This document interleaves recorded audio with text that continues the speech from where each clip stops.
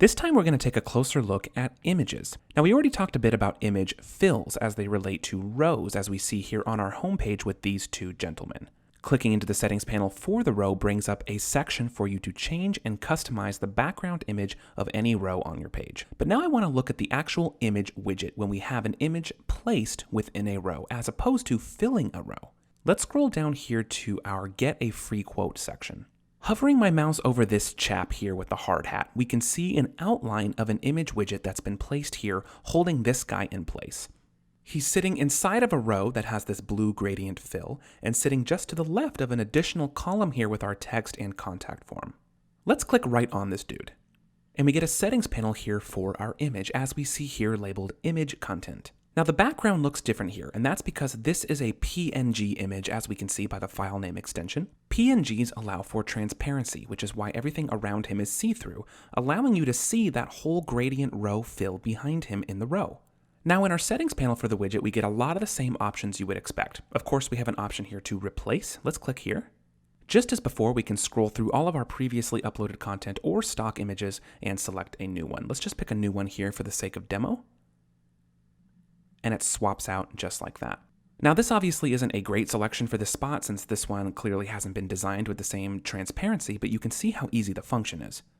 You also may notice how the size of the widget has changed. Remember, this is an image that's placed in the row. It's not filling anything. So the image widget will size itself to match the image so that the full image is displayed at all times. Now, if you need to crop the image or make other design changes, we can do that very easily here as well. For right now, I'm going to hit my undo button so we can work with our original image.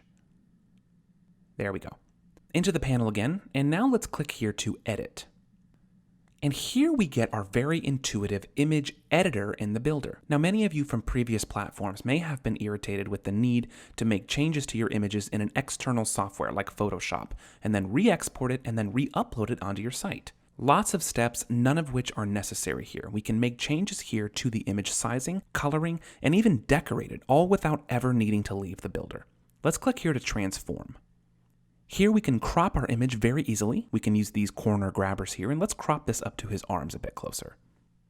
We also have a selection here of preset sizes and orientations, so if you needed to match a certain aspect ratio or perhaps a Facebook post or cover photo, you can do that very easily right here. Let's say that we needed this image to be square. Just click square. And the cropping adjusts immediately, allowing you to then shift it to display exactly where you want it. When you're done, click back with this arrow, and we can see our new cropping taking effect just like that. Feel free to then make any other changes that you want as well. You can click into filters and give this a particular look. You can go into adjust and change anything with the brightness, contrast, highlights, and so on. Let's say we just wanted to drop the exposure a bit. Let's click into it, and we'll drop it down a little. There we go. And again, when you're done, just click back. You can add text, stickers, blurring, frames, all kinds of stuff. And when you're completely done, click Save and Close here on the top.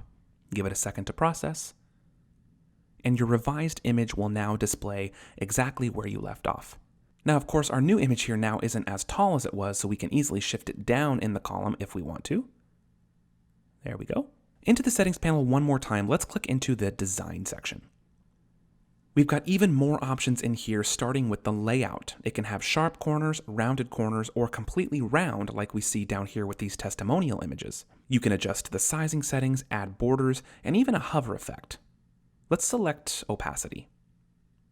And we'll close the panel, hover our mouse, and we've got a nice hover effect added in a flash. Before I close out, I'll mention you can always add new image widgets onto the page anytime you want. Simply open your widget library, select the image widget from the popular section, and drag and drop it anywhere on your page.